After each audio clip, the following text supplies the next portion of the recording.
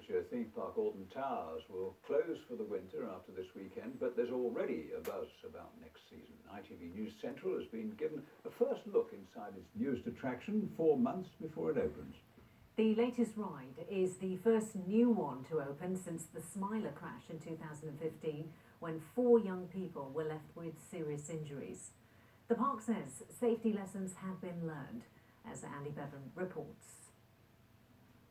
It's known only as SW8, Secret Weapon 8, but it's just a few weeks away from completion. With 40 shipping containers worth of timber sourced from a forest owned by the American company building it, this wooden roller coaster is a move away from the steel structures that fill most other theme parks in Britain. Work started on SW8 just over 2 years ago on the site of the old Flume ride in the centre of Alton Towers. That had been a favourite for 34 years, counting royalty among its thousands of soaked thrill seekers.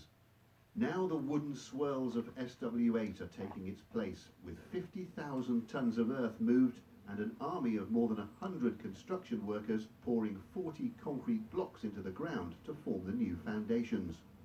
The theme of the new ride is shrouded literally in secrecy, with its 6-storey centrepiece tantalisingly draped in tarpaulin. But the man whose creativity is slowly becoming a reality says it won't just be a roller coaster made out of wood. The wooden roller coaster itself is just one small part of the experience. Once you're in there and you are going through the theatrical experience, you're hearing the story, you'll completely forget about that. And actually this is one of the most compelling themed attractions that we've built in a very long time. SW8 will no doubt be Alton Towers' big talking point for 2018, but the park is still working hard to regain visitors' trust after the accident on its Smiler ride in June 2015. The collision of 2 carriages on the ride left 4 young people with horrific injuries and saw parent company Merlin Entertainments fined £5 million for breaches of health and safety. Smiler was reopened 9 months later, but the park says lessons have been learned. Safety is the #1 priority for us, for our guests and for our staff. It starts with a real root branch review of what we've been doing, and we've doubled up on a lot of the things that we've had in the past around the focus on safety and our processes and how we manage rides as a whole. The 2,000 feet of track of the new ride will be tested 500 times, with the ride cars containing water-filled dummies.